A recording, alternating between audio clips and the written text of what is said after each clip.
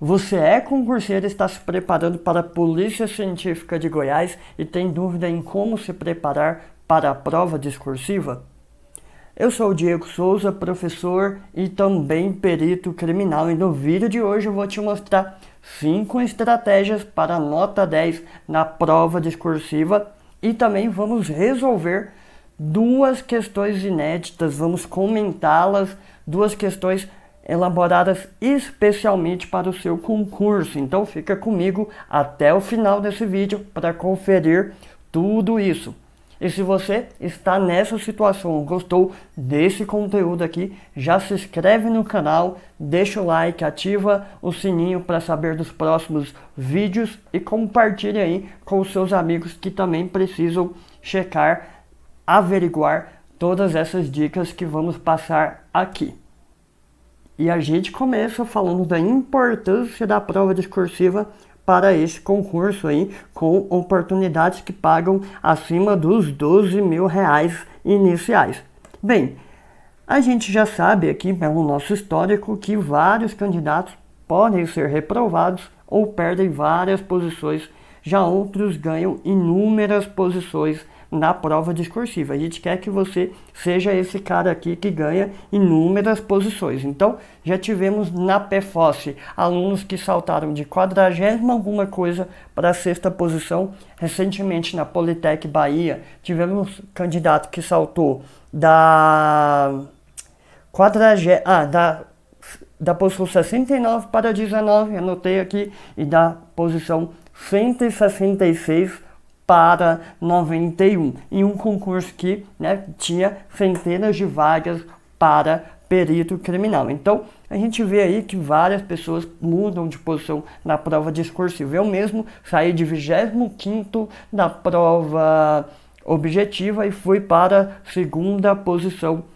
depois do resultado oficial da prova discursiva. Então, no seu concurso, que é o que importa pra gente, a gente vê que para perito criminal a prova discursiva vale 20 pontos e a prova objetiva 130 pontos. Há outras pontuações, mas essas 2 etapas aqui são as mais determinantes para a sua aprovação, tá? Então, se a gente considerar que um ponto de corte aqui, um ponto de corte em torno de 80% dessa pontuação, a discursiva poderá corresponder a mais de 16% da sua pontuação. Isso mostra a importância dessa etapa, para a sua classificação final. Aqui era para ser cargo de auxiliar, de autópsia, corrijam aí, auxiliar. O professor digitou errado, 100 pontos e 20 pontos aqui. A discursiva, para uma situação de ponto de corte de 80%, se torna ainda mais importante, podendo corresponder a mais de 20% da sua pontuação. Então, sem enrolação, vamos para 5 estratégias para nota 10 na sua prova discursiva. A primeira dela é conhecer a banca, os critérios adotados pelo IADES e também os critérios explícitos lá no seu edital. Bem, a principal nota aqui, a maior parte da nota vem dos aspectos macroestruturais. Os erros aqui vão contar como débitos dessa pontuação total, mas em geral tem pouco peso. O maior peso, então, vai ser os aspectos macroestruturais, que é o texto, a argumentação, coesão e coerência e elaboração crítica. Vamos discutir cada um. Tema e texto, Aqui, pessoal, vai ser verificado a adequação ao tema, à tipologia, a estruturação que você dá ali dos parágrafos, respeito às margens, tudo isso vai ser importante, separar uma ideia principal por cada parágrafo, tudo isso vai ser importante para você captar esses 5 pontos aqui desse tema / texto. Depois vem a parte de argumentação, que vale 5 pontos também, 1/4 da nota. Aqui, pessoal, que de fato eu vou ter o quê? A cobrança do conhecimento pedido ali no enunciado, os conceitos e tal. É aqui que você vai aplicar o conhecimento técnico de fato. Então eu já tenho algo muito interessante. Olha que bacana. Dos 20 pontos, apenas 5 está diretamente relacionado ao conhecimento técnico sobre o que foi pedido. Isso mostra que você não precisa dominar, não precisa saber muito sobre o que está sendo cobrado para atingir uma pontuação aí em torno dos 70% a 75%, que já seria um ótimo desempenho. O próximo tópico aqui é coesão e coerência. Pessoal, é aqui que você vai mostrar, né, toda a sua caixinha de ferramenta para o avaliador. É aqui que você vai usar articuladores lógicos, pronomes relativos, demonstrativos, que mais? Vários elementos que vão trazer, vão conectar as ideias, né, de maneira fluida, vão concatenar essas ideias, pensando em uma coesão dentro do parágrafo, entre orações, entre períodos. E a coerência aqui, você não precisa se preocupar tanto em conectar os parágrafos, porque nem sempre isso é possível em um texto que cobre conhecimento técnico, tá bom? O fato de você apresentar a ideia na ordem que elas foram pedidas já vai te ajudar a ganhar também essa pontuação da coerência argumentativa, beleza? Então vamos adiante. Elaboração crítica. Aqui será verificada a elaboração de proposta de intervenção relacionada ao tema e à pertinência dos argumentos selecionados e também informações de apoio. Então vem aqui comigo, pessoal. Aqui parece, né, professor, mas se é texto técnico, se é conceito e tal, como é que eu vou fazer uma intervenção? Fica calma, essa intervenção aqui não remete na sua prova a necessidade de você botar uma opinião. Não é isso, tá? O que é a boa intervenção aqui? São os argumentos trazidos, as citações, a concatenação de premissas com a conclusão. Então tudo isso vai te ajudar a mostrar que você tem uma visão crítica sobre o assunto, né? Uma síntese ali ao final do parágrafo, em alguns casos, pode trazer também essa ideia de abordagem crítica de quem está escrevendo o texto. Então, é nesse sentido, tá? Então, veja aqui, 3/4 da nota não está diretamente relacionado ao que foi cobrado de você. Segunda estratégia, construa textos impessoais. Há várias estratégias para produzir textos impessoais. Eu trouxe aqui um exemplo onde nós usamos o sujeito indeterminado para, né, trazer uma impessoalidade para o período. Considera-se, lembrando aí, né, que o sujeito indeterminado eu obtenho a partir da terceira pessoa do singular mais a partícula C, ou terceira pessoa do plural, sem referente expresso. Tá, que é o nosso caso aqui, né? Terceira pessoa do singular mais partícula C. Considera-se praticado o crime no momento da ação ou omissão. Então aqui eu tenho uma construção impessoal. Bem, aqui é só um vídeo de dicas, mas fica aí, né, outras estratégias para frases impessoais. Sujeito indeterminado, como já vimos, verbo infinitivo, agente oculto, voz passiva e sujeito inanimado. Terceira estratégia para a nota 10. Seja objetivo e siga exatamente os comandos na ordem que foram pedidos. Para ilustrar essa estratégia, eu trago aqui um exemplo de questão. Apresente e explique as principais características em cada fase de evolução da marcha da putrefação. Aqui a gente tem 2 comandos, né? Apresentar as características em cada fase, a gente pode destacar isso aqui, ó. Apresentar e depois explicar as características em cada fase da evolução da marcha da putrefação. Bem, aqui a estratégia utilizada foi o que? No primeiro parágrafo fazer o atendimento ao primeiro comando, ou seja, apresentar cada fase da evolução da marcha da putrefação. Veja bem como é que ficou. Depois da autólise, a marcha da putrefação inicia sua evolução e passa por 4 períodos. Olha a estratégia de criar listas aqui, que é muito interessante. 2 pontos. Período cromático ou de coloração, período gasoso ou efizematoso, período colicoativo ou de liquefação e esqueletização. Então, quando ele bota 2 pontos e traz a lista, ele apresenta as fases de evolução de uma forma muito objetiva. Agora ele vai usar, né? A gente adaptou essa resposta da banca para usar cada uma das 4 fases, dos 4 períodos, em cada um desses parágrafos. Então, o primeiro a gente fala aqui da coloração, no segundo o período gasoso. Veja que eu vou seguindo inclusive na ordem cronológica para facilitar a correção pelo examinador. Depois ele vai falar do terceiro período e por último, né, o quarto período. Pode fechar a prova, pode entregar que vai ser nota 10. Quarta estratégia: divida cada parágrafo em 3 partes e isso vai facilitar a sua vida demais.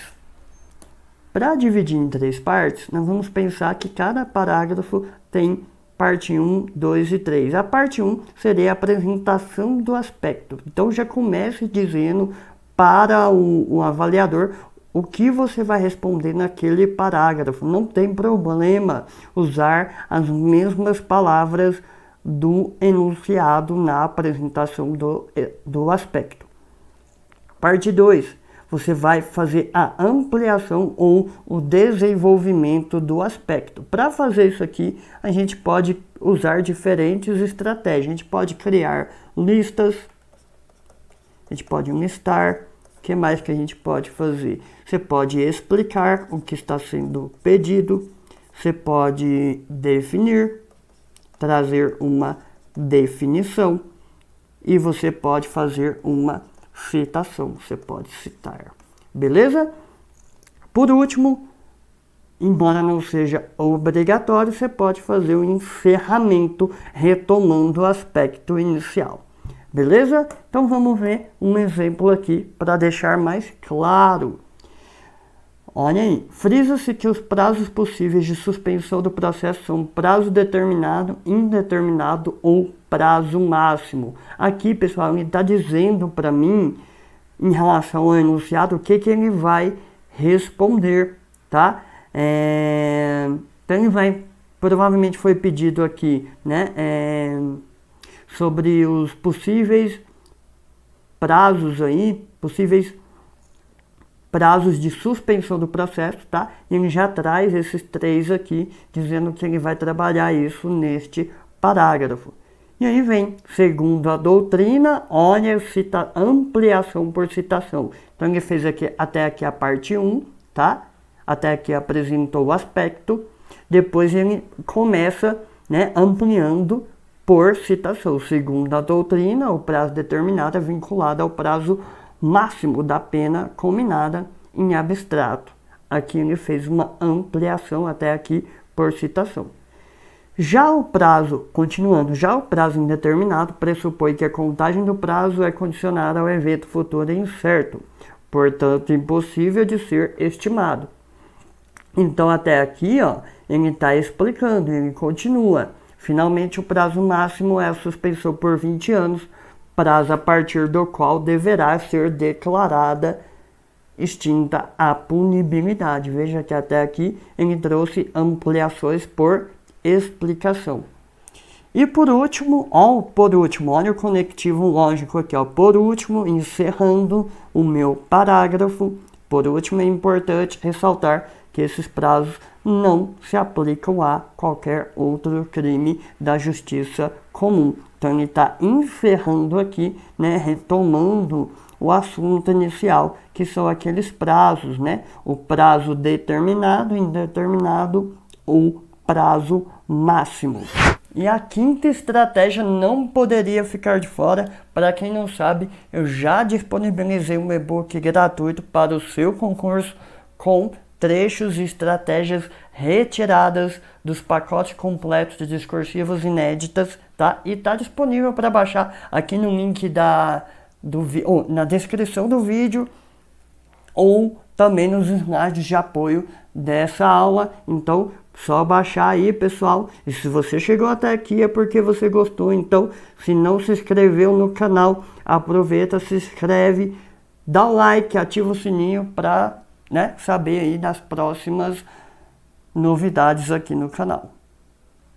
E conforme prometido, chegamos aí à parte final dessa videoaula, aonde vamos comentar duas questões inéditas elaboradas especialmente para o seu concurso.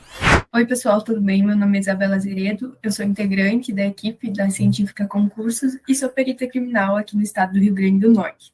Hoje nós vamos comentar e responder uma questão discursiva inédita de medicina legal e espero que seja proveitoso para vocês. Então, essa questão é de medicina legal, o assunto é energias de ordem mecânica, traumatologia médico-legal. Tiros dados a curta distância costumam produzir ferimentos de entrada que geralmente possuem características bem específicas, como algumas observadas na imagem abaixo.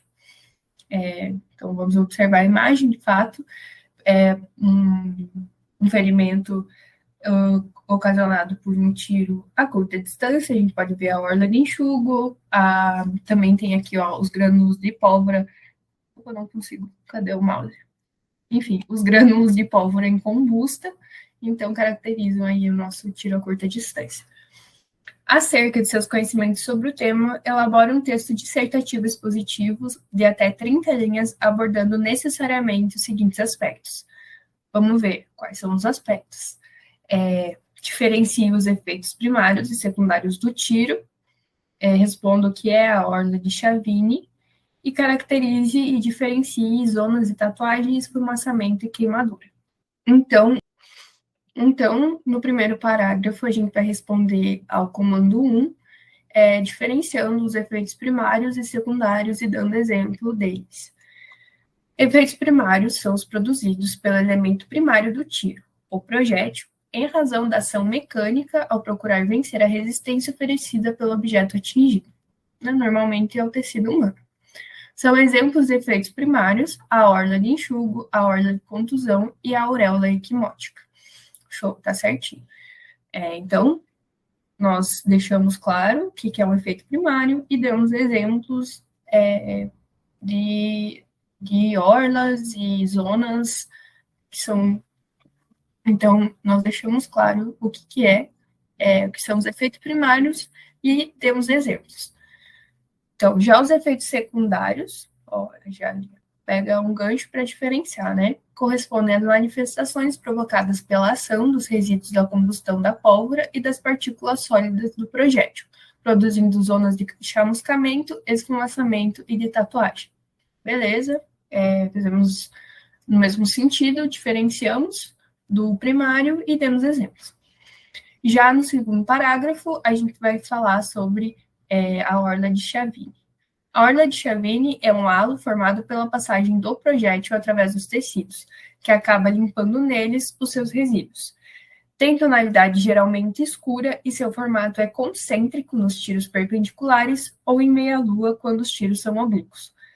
A orla de Chavini é o mesmo do que a orla de enxugo, então a gente sabe que ela é formada quando o projétil vai limpando as suas impurezas ao passar pelos tecidos, né? As suas sujidades. Show de bola, definimos, tranquilo. E aí, no terceiro parágrafo, a gente vai diferenciar tatuagem, esfumaçamento e queimadura. Então, a zona de tatuagem é uma orla formada com a impregnação de grãos de pólvora incombustos que atingem o corpo, variando de cor, forma, extensão e intensidade conforme a pólvora utilizada.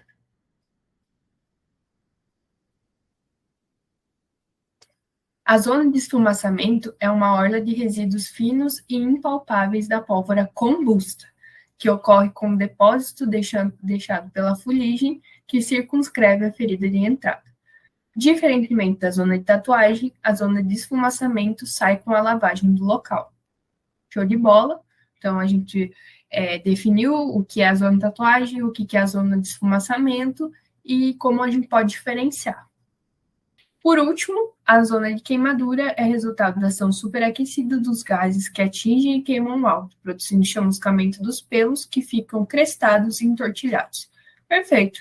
Nós definimos a zona de queimadura e finalizamos a questão aí, também deixando claro ali com o conectivo por último. Então, é sempre muito interessante a gente utilizar para também ir situando o leitor como se fosse uma redação. Não deixa de ser uma redação em que o parágrafo vai ter que ter início, meio e fim e ser amarradinho, né? Ser coeso e coerente. E era isso, pessoal. Eu espero que tenha ajudado de alguma forma, que vocês se sintam mais seguros na hora de responder as questões discursivas. Treinem bastante. Não é um bicho de 7 cabeças. Tenho certeza que vocês vão dominar. E vai dar tudo certo, que vocês obtenham êxito e tenham muito sucesso na carreira de vocês como peritos criminais. Muito obrigada por chegarem até aqui. Olá, pessoal. Sejam bem-vindos à nossa aula. Eu sou o Magno, professor de Química aqui da Científica Concursos e também perito criminal no Laboratório de Química Forense aqui da Perícia do Ceará. E hoje nós vamos resolver, analisar e responder uma questão discursiva inédita da disciplina de Química para o concurso da Polícia Científica de Goiás. Então, bora lá. Então, bora lá, pessoal. Primeira questão está falando o seguinte: a análise de água tem sido cada vez mais requisitada em casos de perícias ambientais. Nesse contexto, um importante parâmetro da qualidade da água a ser avaliado é a sua dureza total, que corresponde à presença dos íons cálcio e magnésio. Então, no início aí da questão, deu o conceito de dureza, né, pessoal? Continuando, na análise de dureza da água, os teores de cálcio e magnésio são determinados conjuntamente por meio da reação de complexação com o EDTA. Então, pessoal, está mostrando aqui a reação, né? O cálcio 2+, presente na água, juntamente com o magnésio 2+, são responsáveis pela dureza, né? E para determiná-los é feito uma titulação aí de complexação, complexometria, né? Utilizando o EDTA. Então, será formado um complexo de EDTA com o cálcio e também com o magnésio. Continuando, um perito criminal recebeu para análise uma amostra de água para análise de dureza. O volume da amostra utilizado na titulação foi de 100 ml e o volume de solução de EDTA 0,01 mol por litro gasto na titulação foi de 25 ml. Então, o que ele te deu, pessoal? Essa solução, ela é uma solução padrão, né? A solução de EDTA. Falou aí, já deu a concentração dela, que é 0,01. Te deu também o valor que foi gasto nessa titulação e o volume de amostra, né, de 100 ml que foi utilizado nessa titulação e também o que foi gasto de EDTA, que é 25 ml. Então, pessoal, essa é uma questão que ela envolve conta, né? As questões discursivas pode ter conta, professor, como que nós poderemos demonstrar os nossos cálculos numa questão discursiva? É o que nós vamos ver hoje. Isso aí é bem importante também, é dúvida de muitos alunos, né? Está falando o seguinte: considere o resultado expresso em miligramas de carbonato de cálcio por 1000 ml, ou seja, por litro, né? E a classificação da dureza da água. Então, ele deu uma tabelinha aqui, ó, está na próxima página. Se a água ela for classificada, tiver uma concentração de 0 a 70 miligramas de carbonato de cálcio por litro, ela vai ser o quê? Muito mole. 70 a 135, mole. E assim por diante, né? Então, pessoal, no texto nós vamos ter que calcular a dureza da água e falar mais algumas coisas que são os quesitos, né, os comandos ali da questão. Está falando o seguinte, ó, com base em seus conhecimentos sobre titulação e nas informações apresentadas, respondam em até 40 linhas. O que se segue? Primeiro comando, pessoal, que vai se tornar o nosso primeiro parágrafo, né? Descreva resumidamente o procedimento experimental de uma titulação. Então, pessoal, se vocês saberem o que é titulação, como é feita uma titulação, descrevendo ali as vidrarias, o procedimento, a metodologia de uma titulação, você já tem aí metade da questão, da pontuação da questão, você pode conseguir, né? Segundo comando, está falando, com base nos dados obtidos pelo perito criminal, que são aqueles que estavam na última página, qual a classificação da água quanto à sua dureza? Então, primeiro a gente vai ter que calcular essa concentração e depois, com o valor da tabela, nós podemos classificar a água em uma dessas 4 classificações, né? Então, bora lá. Então, pessoal, o primeiro comando, o que nós temos que fazer? Descrever resumidamente o procedimento de titulação. Uma dica, pessoal, que é muito importante quando você está escrevendo uma questão discursiva, a primeira é logo essa. Você, no seu texto, cada parágrafo será um comando. Se você tem 2 ou 3 comandos na questão, o primeiro parágrafo vai responder o primeiro comando, o segundo parágrafo vai responder o próximo. Se tiver 3 comandos, 3 quesitos ali, 3 perguntas, né? Você faz um texto de 3 parágrafos. Isso tudo para poder facilitar para a pessoa que vai corrigir o seu texto. Isso aí é importante para melhorar a sua pontuação também. Ficar mais fácil do cara localizar as informações. Então, descrevendo aí um procedimento de titulação, vejam aqui no nosso exemplo, né, de resposta, como que ficaria. Vocês vão perceber que nós utilizamos várias palavras-chave relacionadas à titulação, porque quanto mais palavras-chave você incorporar no seu texto, maior será a sua pontuação. Porque o cara, quando ele vai corrigir uma questão discursiva, ele tem um padrão de resposta e o seu texto. Quanto mais semelhança ele encontrar entre um e outro, maior vai ser a sua pontuação. Então, quanto mais palavras-chave você utilizar, maior será a sua nota. Primeiro parágrafo está falando: durante o procedimento de titulação, ele já iniciou falando, mostrando ali que ele vai falar, né, sobre o procedimento de titulação. 2 soluções são gradativamente misturadas por meio do gotejamento de uma sobre a outra. Eu já estou riscando aqui para vocês verem palavras-chave importantes, né, dentro de um procedimento aí de titulação. Uma solução de concentração desconhecida seria a amostra, e uma solução padrão, neste caso é a nossa solução de EDTA, uma solução padrão ou padronizada seria aquela de concentração conhecida ou determinada. Então, pessoal, nessa primeira frase, o que foi feito aqui? Foi explicado basicamente o que seria o procedimento de titulação, em que você vai descobrir, né, a concentração de uma solução desconhecida, que seria a amostra, e uma solução padrão ou padronizada, que é a que está dentro da bureta, beleza? Então, aqui, ó, continuando. Uma das soluções, em geral, a solução padrão, é o mais comum, né? É adicionada a bureta, outra palavra-chave, tem que estar no seu texto, recebendo o nome de titulante. E é gotejada sobre a outra solução que se encontra no Erlenmeyer, que é chamada de quê? Essa aí já seria o titulado, sob agitação. Então, quando você está fazendo o procedimento de titulação, que, ó, uma mão está lá na bureta e a outra está aqui agitando a solução, beleza? Continuando. Os constituintes das 2 soluções reagem entre si até um ponto final, no qual interrompe-se a titulação.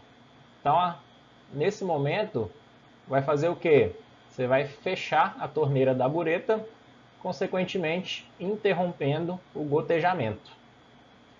O ponto final, outra palavra aqui importante, é normalmente observado por meio de indicadores químicos, substâncias que elas vão mudar de cor com determinada variação química ou física do meio reacional. Então, pessoal, foi descrito aí de forma básica, de forma geral, um procedimento de titulação. Esse primeiro parágrafo poderia ser encaixado em qualquer questão que está envolvendo titulação, né? Porque descreveu o procedimento de forma generalista, né? Usando os termos aí, as palavras-chave mais importantes. Continuando. Agora sim entraremos no segundo parágrafo, que seria para poder responder o segundo comando da questão, né? Está falando o seguinte: com base nos dados obtidos pelo perito criminal, qual a classificação da água quanto à sua dureza? Então vamos lá, ó. Com base nos resultados experimentais obtidos pelo perito criminal, com essa primeira frase, o corretor ele já vai logo localizar ali de que você já está respondendo o segundo comando, né? É bom retomar alguns termos, algumas palavras do comando da questão para poder ficar mais claro. Então fala, com base nos resultados experimentais obtidos pelo perito criminal, é possível determinar a dureza total da água analisada. Sabendo que o EDTA seria o nosso titulante, nossa solução padrão, reage com ambos os cátions metálicos, a questão até mostrou, né? Aquela equação química ele mostrou justamente isso. O EDTA reage 1 para 1 com os cátions. Na proporção 1 para 1 de metal EDTA. Então, o que nós podemos escrever? Aqui nós vamos começar a equacionar o nosso cálculo, né? Então, aqui, ó, 2 pontos, já começa a escrever as equações, né? Quantidade de matéria, o número de mols de EDTA vai ser igual, no ponto final, né? Ao número de mols de cálcio mais o número de mols de magnésio. Nós sabemos aí que o número de mols ele pode ser escrito como concentração vezes volume. Então, como N igual a C vezes V, que pode ser reescrita como concentração de EDTA vezes volume de EDTA gasto é igual à concentração total de cálcio mais magnésio, que seria a dureza, né? Que é o que nós queremos calcular, vezes o volume total de amostra que foi colocado lá no procedimento de titulação. Então vocês podem perceber, pessoal, que as equações elas já vão no meio do texto, né? Você não precisa de dar 2 pontos, saltar uma linha para poder colocar a equação. Já vai escrevendo tudo na íntegra ali, na sequência, na mesma linha. Aplicando os resultados experimentais, é possível determinar a concentração total de metais na amostra de água. Agora substituindo, 2 pontos, né? Substituindo. Quem quer a concentração da EDTA? O exercício deu que é 0,01 mol por litro. Vezes volume de EDTA, 25 ml, igual concentração total, que é o que nós queremos saber, vezes o volume de amostra, que é 100 ml. Colocou uma setinha, olha aí. Bota uma setinha e continua o cálculo. Concentração total vai ser o quê? 0,25 vezes 10 a menos 2 mol por litro. Não precisa de fazer o desenvolvimento ali dessa equação que você montou, né? Você monta, puxa a setinha e já coloca o resultado, ok? Então, pessoal, nós chegamos aí neste valor de 0,25 vezes 10 a menos 2 mol por litro. Na tabela, o resultado está em miligramas por litro. Então, primeiramente, tem que passar esse mol para a massa, né?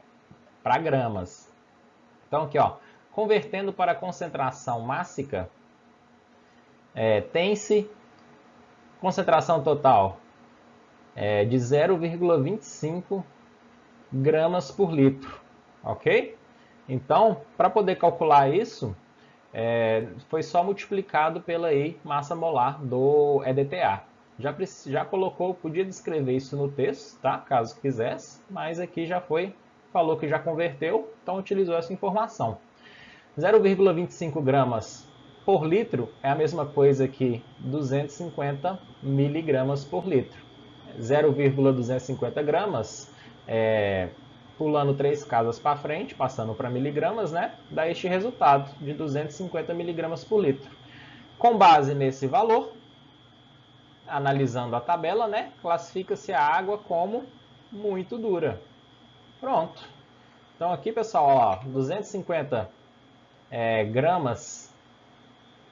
miligramas por litro, analisando, colocando naquela tabela da questão, nós podemos classificar essa água em muito dura, que é o que foi pedido nesse comando. Olha lá, qual que é a classificação da água quanto à sua dureza? Para chegar nisso, demonstramos todos os cálculos, né, na forma de texto, ali, equação dentro do texto, e por fim, pegando esse último valor e classificando, foi possível, né, classificar a dureza da água. Se vocês tivessem explicado como que faz os cálculos e por acaso substituir o valor errado, errar o cálculo, mesmo assim você conseguiria pontos, né? Porque você descreveu corretamente como os cálculos são feitos. Se você errar no final ali a conta, você não, lógico, vai perder ponto, né? Você fez o cálculo errado, vai classificar errado a dureza da água, mas pelo menos metade do parágrafo ali você tinha acertado. Então por isso que é importante você escrever de forma objetiva, utilizando palavras-chave o máximo ali, para conseguir o máximo de pontuação possível naquele quesito, naquele comando. Ok? Tranquilo, pessoal? Então por hoje é só, pessoal. Espero que vocês tenham gostado da nossa aula e que essa aula tenha sido útil e ajude vocês aí na preparação para a perícia de Sergipe. A prova discursiva ela é muito importante, né? Tem uma pontuação bem alta e acaba que essa pontuação ela altera bastante a posição ali dos candidatos após a prova objetiva.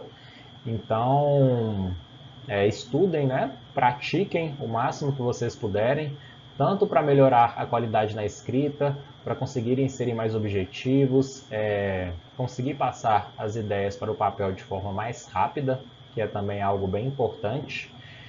No caso dos concursos na área de Química, os tópicos que são sempre quentes, né, importantes para a prova, envolvem técnicas instrumentais, então Química Analítica Instrumental. É bem importante que vocês treinem tópicos envolvendo todas as técnicas mais importantes. São cromatografia, espectrometria de massas, espectroscopia na região do ultravioleta visível, infravermelho, Raman. Então todos esses aí são tópicos que vocês não podem deixar de treinar para provas aí na área de Química, na área de perícia principalmente. Então é isso, pessoal. Vou deixar aqui os meus contatos para vocês. O meu Instagram é prof.magno.augusto, canal do YouTube Prof. Magno Augusto, ok? Então, gostaria de agradecê-los. Muito obrigado e até a próxima aula. Tchau, galera. Tchau, pessoal.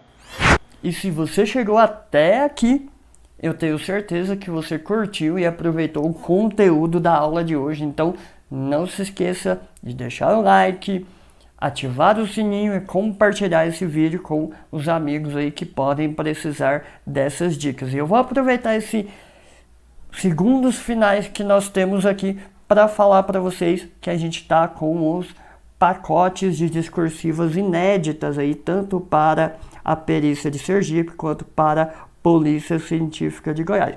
Tudo isso tem nos nossos pacotes, então é uma discussão mais detalhada dos critérios da banca, mais estratégias de estruturação dos parágrafos, o que o corretor vai buscar no texto, uso de palavras-chave e conectores lógicos, como conseguir a melhor nota quando a gente não sabe praticamente nada do assunto. Isso aqui é ótimo, ajuda bastante. Dezenas de questões de provas anteriores e no mínimo aí 30 questões inéditas aí, além de videoaulas comigo e os outros professores que participaram da elaboração das discursivas inéditas que foram, propostas em cima das nossas melhores apostas para o que vocês podem encontrar no dia da prova, tá? Já acertamos aí assunto tema da PFOS, já acertamos o último tema da Politec Bahia, tá? Então, se cair aí uma questão do nosso pacote, certamente os nossos alunos já saltam lá na frente nessa concorrência, tá? E para alegria de todos, até o final de fevereiro a gente vai estar com 20% de desconto. Estão os valores aí. Vai estar aí no material de apoio, o link para saber mais, tá? E vou deixando aqui os meus contatos, segue a gente, estamos no Instagram, Telegram, YouTube, a gente passa várias dicas de preparação para concursos, beleza, pessoal? Curtiram aí o vídeo de hoje, comenta aqui embaixo se ajudou, se inscreve no canal e a gente se vê em uma próxima oportunidade.